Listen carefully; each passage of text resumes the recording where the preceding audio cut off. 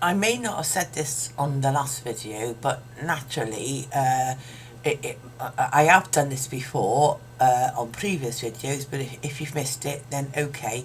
Over here in output design, yeah, number one, you want to go to print preview, and when that comes up, look at my settings, okay? I'm going to show you my options, yeah? Now, see these options. That's what I print out.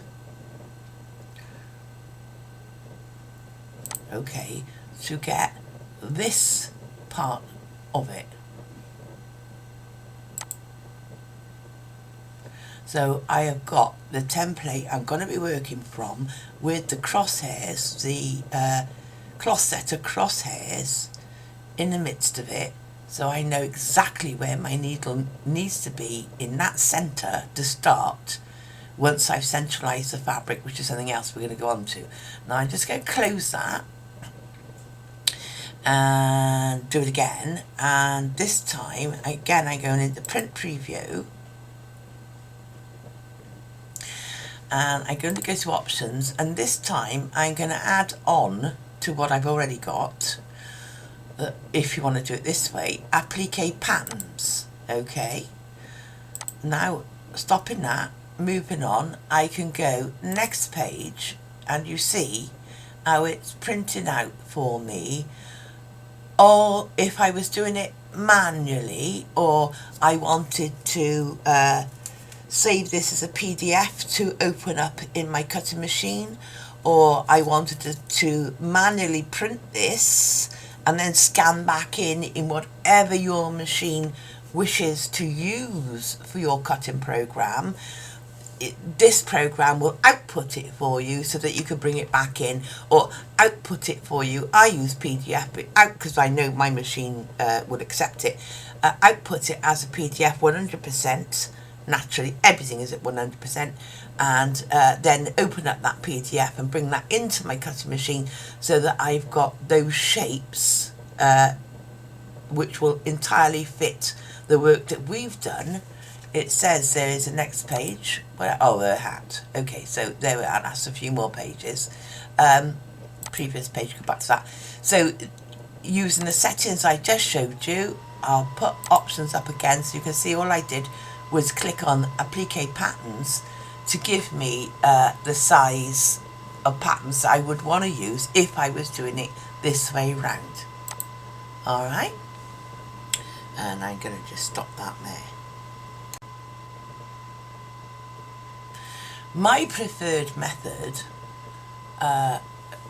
of exporting this so that my Cameo machine picks it up. If you were using Scan and Cut, then you would need to do it in a PES format. But if you're using Scan and Cut, but if you're using Cameo, and I have the business edition of Studio for Cameo, what I will do now is again export the design as a GIF file. I've already done it once, but I've moved things slightly a little bit, so I'm just going to save it again and ask it to overwrite. Yeah, overwrite that. So now I've got some bonnet suit in a GIF format. I've also got it in a JPX format, which is what is on my USB thumb drive for my machine. But I just wanted this GIF format so that I can bring that in to my Cameo Studio software to cut the shapes.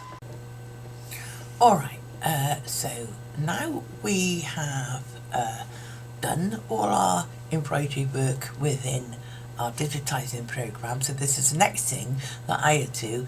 You remember the last time I said to you I exported this GIF? Well, now I'm lucky because in my program I don't have to print it out and scan it back in or anything like that, because I exported it as a GIF file, and because I own the business edition of this software, I can bring that in.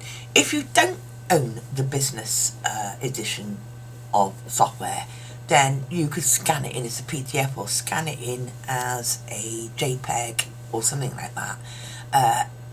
But as long as you always do it at 100%, that's the point. It has to absolutely maximise the size of what we've just done within our embroidery for it to be the best case scenario that it can. So file, open recent, Sunbonnet Bed, Studio 3. Yeah, I've done it once. Let me just bring that up and see what happens, because I always get ahead of myself.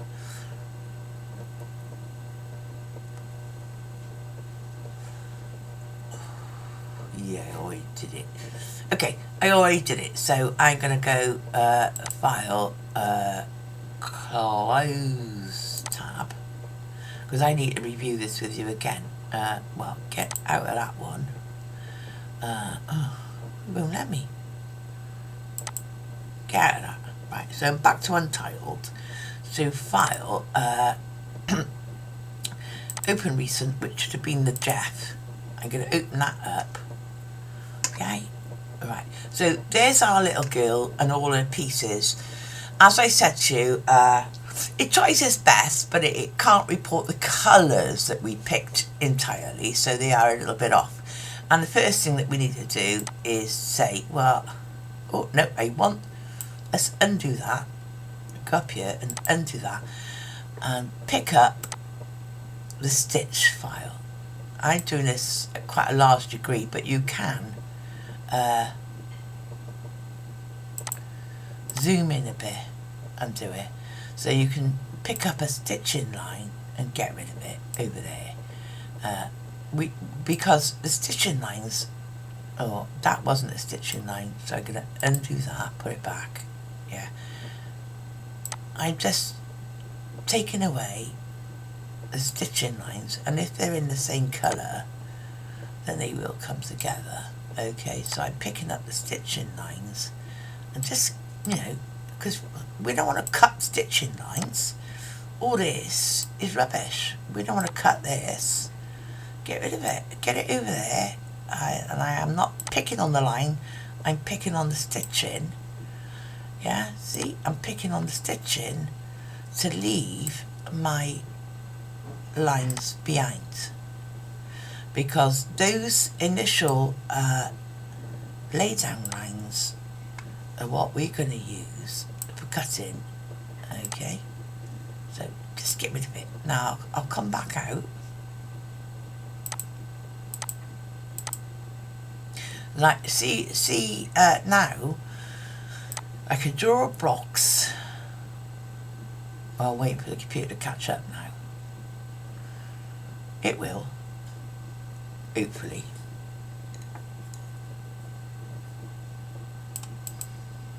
No, it won't. And it's going to go on a go slow because I got too much open. You little sod. Right. Oh, there it did. So it encompassed most of it. And I'm just going to hit delete and get rid of it. And I'm going to try and encompass the rest of it. I haven't got the best computer in the world, so yeah, this is taking time.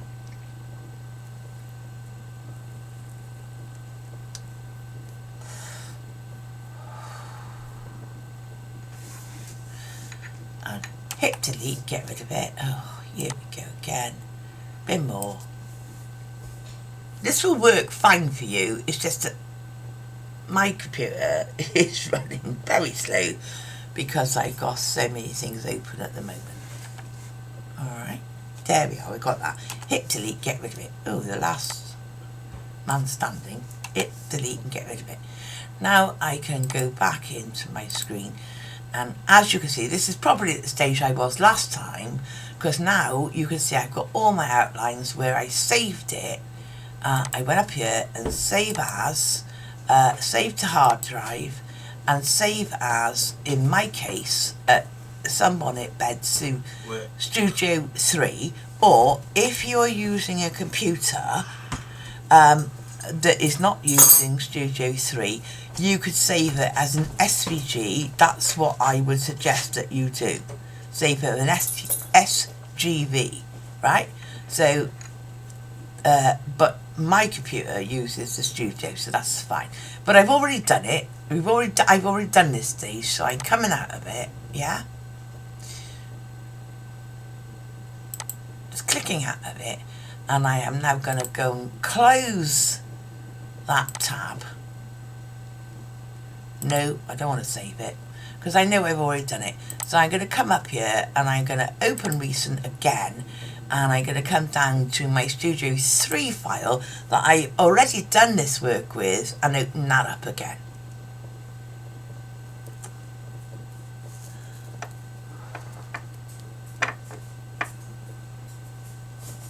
There. Now you can see I have, in between us talking and videoing, I have separated out values. So, did I box them? Yes, I did. What I did while you were looking was that I moved things around on my map to fit. So 1, 2, 3, 4 by 5 will fit that bedhead. Starting at 5, 6, 7, so 3 by 3 will fit the bonnet, and that is a 2 by 2 square for the hands and foot, and then this is a 4 by 4 square to fit the lilac dress, and just move that over slightly, a 3 by 3 square to fit the pillow. So now I'm all set up and ready to go and cut. And I might have to do a voiceover at the end, okay? But I'm kind of winging it. Right, so I have just printed off my little lady about, you know, how I want her to look, okay? Now, I've been through my stash and brought out some materials, and I think the first place I want to start is with the bedstead. I'm not sure, so I'm just laying over top. Yes, that's enough to do the bottom, and yes, that's probably enough to do the top, so I don't need that extra bit, thank you very much. I can actually do those parts independently, so I can say, right, well, you know, well, looking at the picture, the reality, because this is like full size, I can say, well, I only need that much, so I am going to just I haven't ironed this, haven't done hardly anything with it, but I'm just going to cut that and say, well, I got enough there and enough there, right, for the bed. Now the other thing I'm thinking about is, okay, I want to use, it's not exactly jade, but it's good enough, so taking my picture again, I'm going to just lay it down and say, what is, oh, hang on a moment, it's a very odd shape, but you know, when you do a applique, yeah, that's going to fit, isn't it? So I can now take that away, use my cutter and say, well, that's going to be enough for that bit. Okay, now again I want to use the same jade hat. Yes, I'm just laying it across the top and saying that's enough, so I'm just roughly cutting a piece for a hat. That's that bit dealt with. Now I'm looking at well, I got white, well, I haven't done the white yet. I got a choice of purples. I can use, I said I wanted to use a lilac colour. I got this or that. I got a few more here. But I think, you know, honestly, rather than do it, now I have got patterned fabric for the other pieces. So do I want it plain or do I want, no. I think in this case, actually, I'm going to use a piece of this.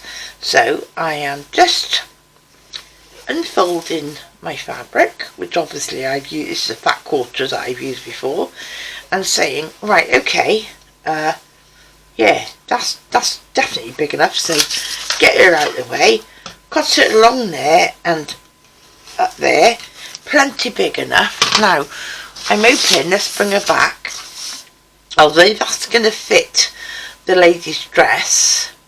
I'm hoping out of all of it I can get the arm and the dress out of the same piece. You know, I'm hoping that you can get the dress and the arm out of the same piece of fabric. Okay, so that's what I want to do next.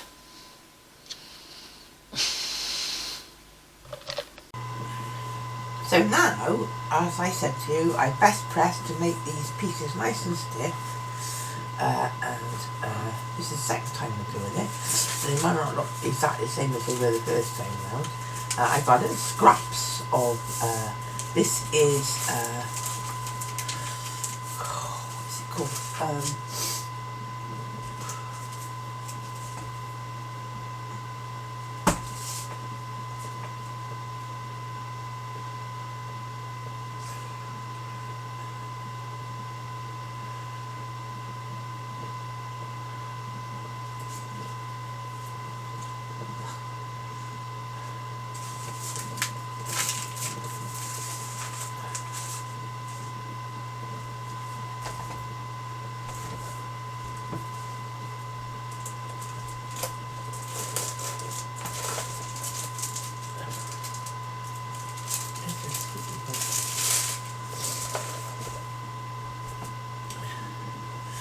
This is Heat and Bond Light, and I've got a few scraps that obviously I try and use all scraps that I can.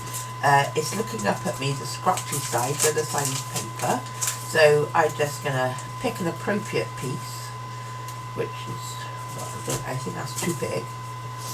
Oh no, it's not actually, that fits, yeah. So I'll just plop that down on the scratchy side and use my rotary cutter to trim it around. Okay. Oh, I need to refix that, I moved it. So, yep, just trimming that around, getting rid of a piece. So that's got a nice piece of heat bond behind there. I've got a mark on there, I don't know where that came from. And nothing I've got will fit these little bits at the moment, so I'm going to have to go back to my major roll. So this, get rid of tiny bits I can't use and say, I can probably use this. Let me think. That's the slimmest part, isn't it? That I only actually want a 2-inch square for this, so I'm going to cut it in half. Well, not in half, but just use a little bit, to be honest, and say, well, will that fit on there? Yeah, it will, so I'll just trim the paper to fit and put that with that. The next thing I want to do is, oh, I don't know, this is for the jade hat, isn't it? Yeah, that's plenty big enough, so I'm just gonna, again, I will just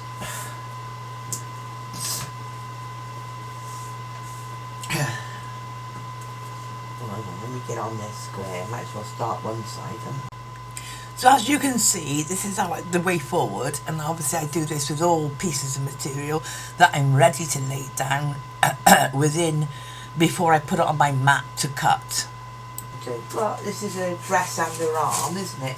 And I'm not sure what that mark is. I'm really not sure, but it could cause me a problem. So yeah, I am just gonna take my fabric out again, because you know, you can see this, can't you, and I don't know what that is or what happened there. It may have been something off my table, so I am just going to go and take this fabric. Is just going to slow me down a little bit, because what I want to do is, I'll be getting this corner this time, I want something similar size, so that width by that height, and before I can use it, I am going to have to go to the iron and best press this so it's nice and stiff, just like this piece, before it can go on. No, that's not going to work, so I'll just put both pieces on. Doesn't matter. As you can see, I am now laying down the fabric to correspond with my screen of where it's going to get cut. You know, and you need to use your own cognitive device to say, well, what I got on screen is where I need to leave the lay down the fabric so it's ready to go under the cutter. The next thing is to put the mat into the cutter and cut out your shapes. If you are a little bit unsure, then you will see on the last video that I made with the different shape exactly the full program of how I did that.